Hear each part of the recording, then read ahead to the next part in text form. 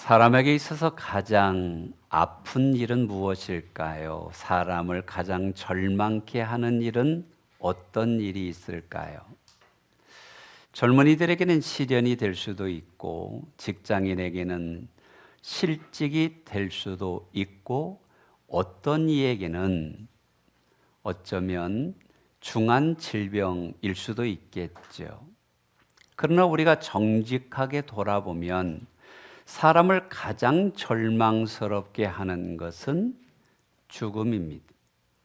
사랑하는 부모님이 세상을 떠날 때, 내 곁에 있을 것 같은 배우자가 떠날 때, 혹은 주변에 사랑하는 이들이 세상을 떠나갈 때 우리는 큰 아픔을 느낍니다. 인생의 끝자락에 오면 누구나 다 죽음을 경험합니다. 그리고 죽음에 붙잡혀서 무덤으로 가지요. 어쩌면 죽음은 죄인의 손에 수갑을 채우는 것처럼 지옥이라는 감옥에 영혼을 잡아 넘는 것처럼 영원한 형벌로 이끌어가는 것, 이것이 사망이 아닐까요? 그렇지만 사람들이 조금 무감각한 부분이 있습니다. 죽음이 힘든 것이다, 공감을 합니다. 그런데 나에게 퀘스천 마크가 있습니다. 여러분, 모리와 함께한 화요일이라는 책에 있는데요, 운동세포가 파괴돼가는 불치의 병을 앓았던 모리라는 교수가 제자들과 나눴던 얘기 중에 한 부분이 책으로 발췌된 내용입니다. 그 가운데 이런 내용이 있어요. 사람들은 모두 다 죽게 된다라는 것은 알고 있지만 자기가 죽는다라는 것을 믿는 사람은 하나도 없다. 만일 자기가 죽는다라는 것을 진실로 믿는다면 사람은 금방 딴 사람이 될 거다라는 글이 있습니다.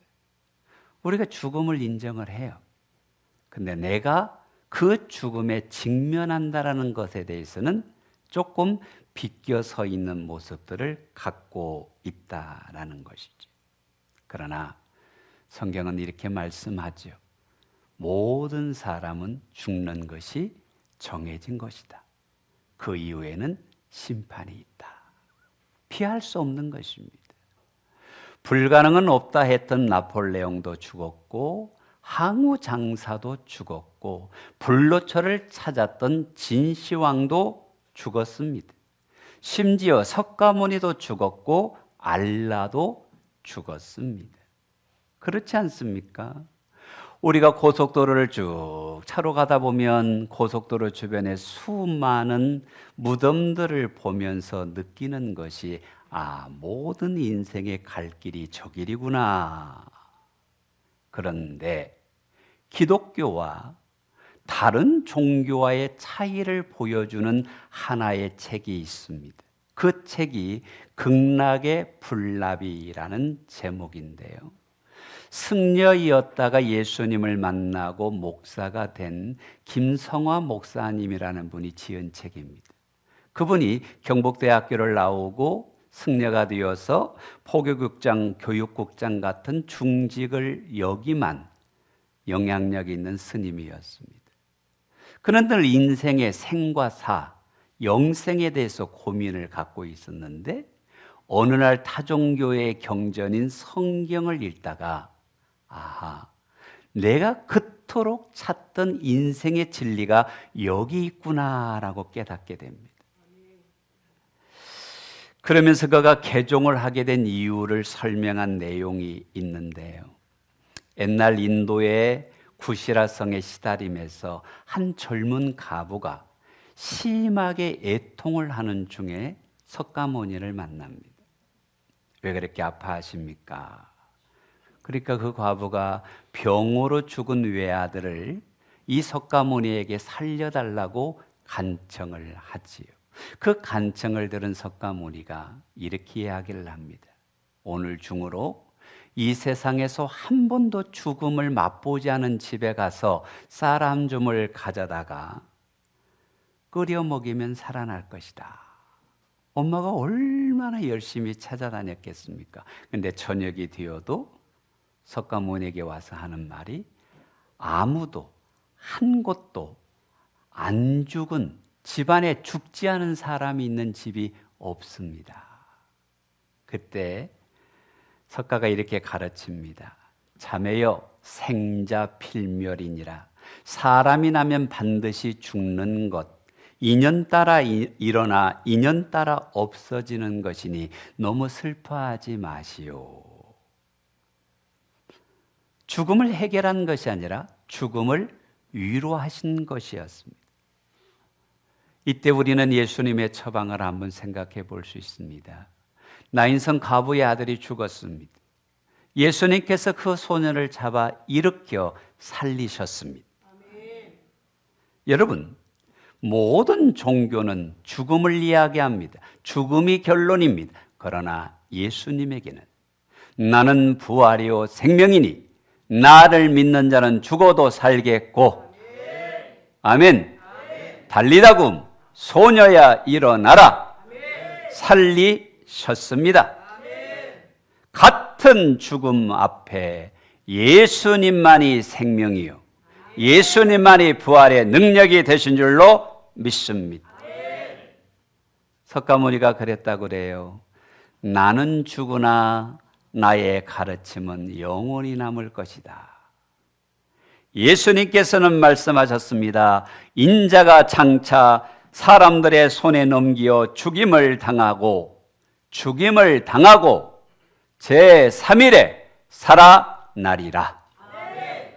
가르침이 남는 것이 아니라 살아나신 예수님, 부활하신 예수님, 영원한 생명이신 예수님, 무덤에 머무른 것이 아니라 빈 무덤을 보여주는 것이 우리의 예수 그리스도의 복음인 줄로 믿습니다. 이것이 우리가 예수님을 믿는 진정한 이유입니다. 한 선교사님의 간증입니다. 한 모슬렘이 아프리카 땅에서 개종을 했습니다. 그 친구들이 너는 왜 잘 믿던 알라신을 거역하고 하나님을 믿는다고 그렇게 개종을 하였느냐? 그때 이분이 한 말이 있습니다. 글쎄, 이렇게 답변하고 싶다. 길을 가는데 갑자기 갈림길이 나타났어. 어디로 가야 하는지를 모르겠는데 갈림길에 두 사람이 서 있는데 한 사람은 죽었고 한 사람은 살았네. 자기 같으면 어느 길로 가겠는가? 모하메트는 죽었고 예수는 살았습니다. 어느 길로 가시렵니까?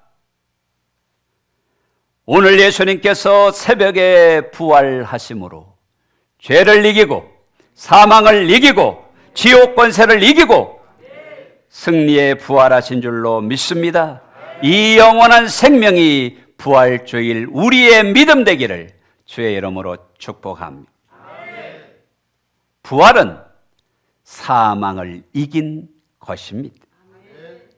부활은 사망의 권세를 이긴 것입니다. 막달라 마리아와 제자들이 무덤에 갔을 때 이 무덤은 비어 있었습니다. 죽음의 권세가 붙잡을 수 없는 부활의 능력으로, 부활의 권세로 예수님은 이미 부활하셨습니다. 28장 6절에 이렇게 말씀하시잖아요. 그가 여기 계시지 않고 그가 말씀하시던 대로 살아나셨고 여인이 무엇을 한 게 아닙니다. 여인들이 갔을 때는 빈 무덤이었습니다. 이미 주님은 부활하셨기 때문입니다. 우리가 죽음의 권세를 어떻게 이길까요? 내가 무엇을 하는 것이 아닙니다. 잠자는 자들의 첫 열매가 되신 예수님을 따라 우리도 부활하게 될 것입니다. 빈 무덤을 발견해야 합니다. 내가 부활하기 위하여 십자가를 칠 필요는 없습니다. 예수님만 십자가를 치시면 됩니다. 그러나 부활을 믿는 믿음은 우리에게 필요합니다. 그 믿음을 따라 우리도 영생할 것이기 때문입니다. 그래서 우리는 예수님의 죽음이 나의 죽음이 되고 예수님의 부활이 나의 부활이 되기를 주의 이름으로 축원합니다. 왜냐? 우리는 이미 죽는 날짜가 선고되어 있어. 확정 판결을 받은 사람입니다. 근데 예수님이 나를 대신해서 사형을 받으셨습니다. 나는 죽어야 하는데 예수님이 죄와 사망을 깨뜨리고 부활하셨어. 우리에게 사면장을 주신 날입니다. 죄의 사면장을 주셨습니다. 죽음의 사면장을 주셨습니다. 생명의 증명서를 주셨습니다. 그래서 저주의 십자가가 생명의 상징이 되고 예수님의 부활이 우리의 사면장이 된 줄로 믿습니다. 사랑하는 여러분, 부활은 우리가 영생으로 가는 유일한 길인 줄로 믿으시면 아멘. 아멘, 아멘.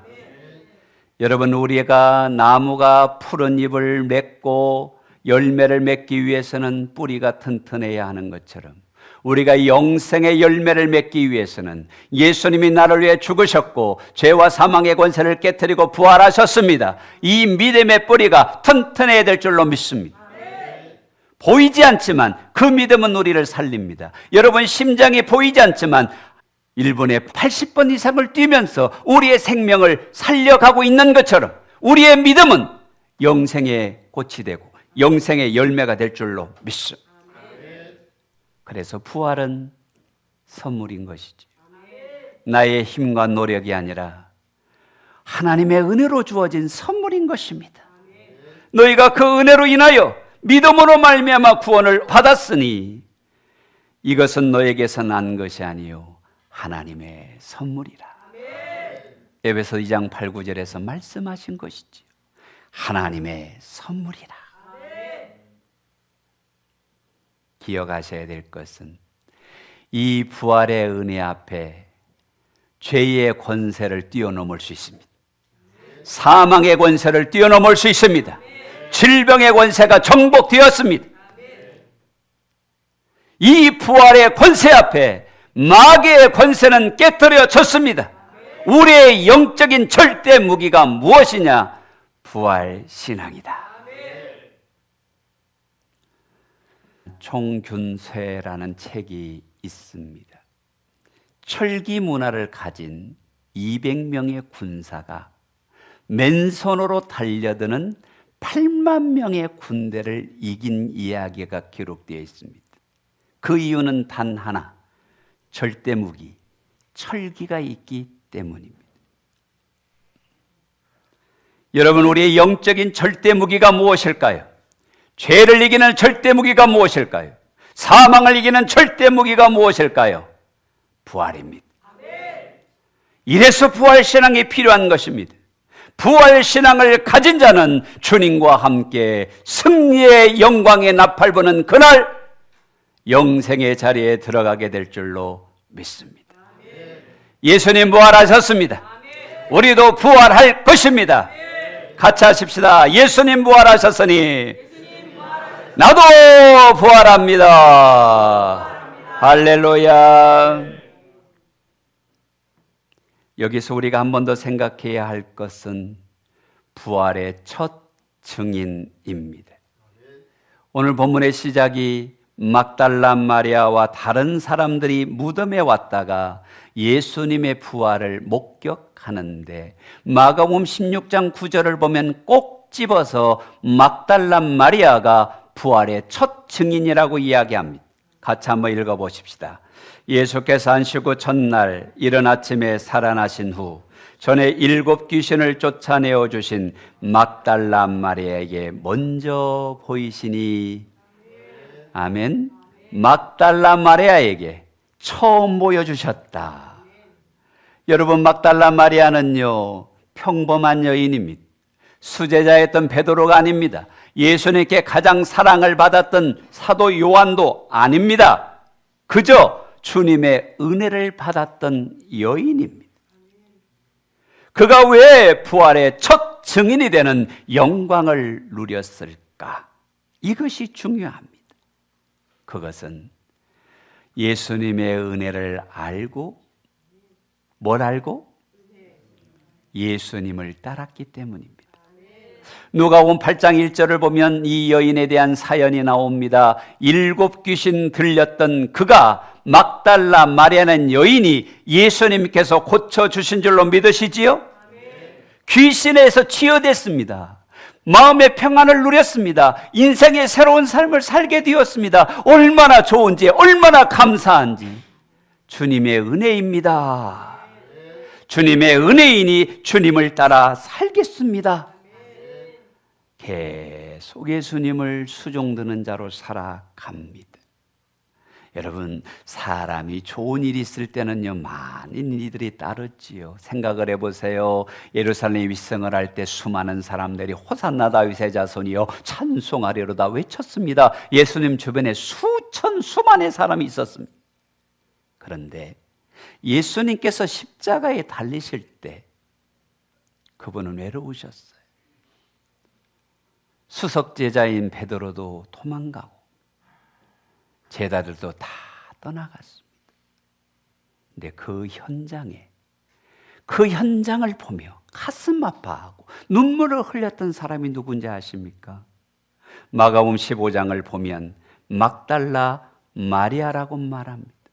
멀리서 바라보는 여자들이 있었는데 그 중에 막달라 마리아와 다 두려워서 떠나갔는데, 두려워서 도망갔는데, 그들이 어떤 후환이 닥칠까봐 그들은 피하는 자인데, 이 여인은 예수님의 죽음까지도 지키고 있습니다. 그리고 그 시신이 어디에 묻혀 있는지 무덤까지 확인을 합니다. 왜 그럴까요? 받은 은혜가 크기 때문입니다.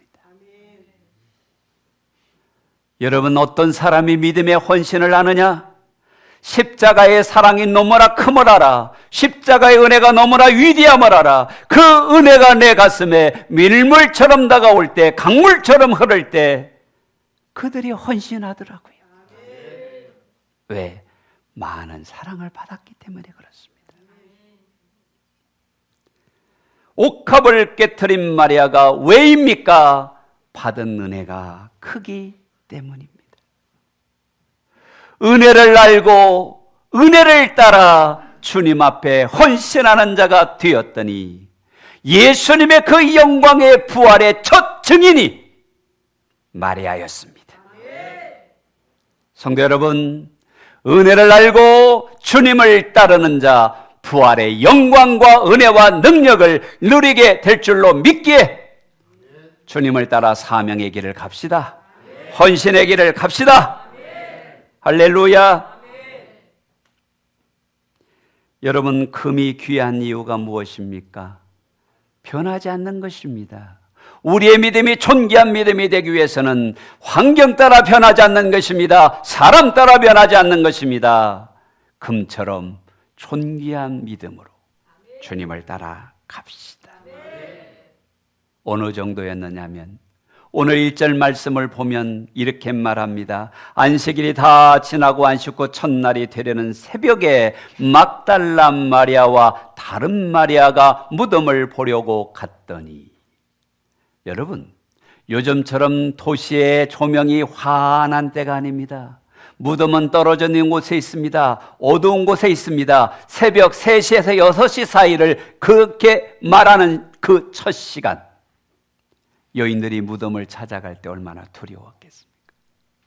그곳에는 로마의 군인들이 지키고 있습니다. 어떤 불이익을 당할지, 심지어 목숨을 잃을지도 모릅니다. 그런데 주님 보고 싶은 마음을, 어떻게라도 주님 옆에 가서 장사를 준비하겠다는 이 사랑을, 무덤이라는 두려움이, 로마 군인이라는 그 자괴가 이들에게 문제가 안 되었다는 거예요. 그렇습니다. 주님을 사랑하는 자는 문제를 이기더라고요. 어려움을 이기더라고요. 갈급하더라고요. 그래서 잠언 8장 17절에 그렇게 말씀하시잖아요. 나를 사랑하는 자가 나의 사랑을 입으며 나를 간절히 찾는 자가 나를 만난다. 주님을 사랑하면 부활의 첫 증인이 되었습니다. 우리가 주님을 사랑하면 하나님의 영광을 누리게 될 줄로 믿습니다. 여러분, 여기에서 간절이라는 말이 번역하면 새벽으로 번역할 수가 있습니다. 내 인생의 첫 시간, 내 인생의 가장 우선순위, 내 인생의 새벽을 주님 앞에 드리면 하나님의 영광을 만나리라. 하나님의 은혜를 누리리라. 할렐루야. 기억하셔야 합니다. 직분이 아니었습니다. 수제자, 타이틀이 아니었습니다. 사랑받는 제자. 오직 가슴으로 사랑하고 가슴으로 따르고 가슴으로 헌신하니 우리 주님이 인정하셨어요.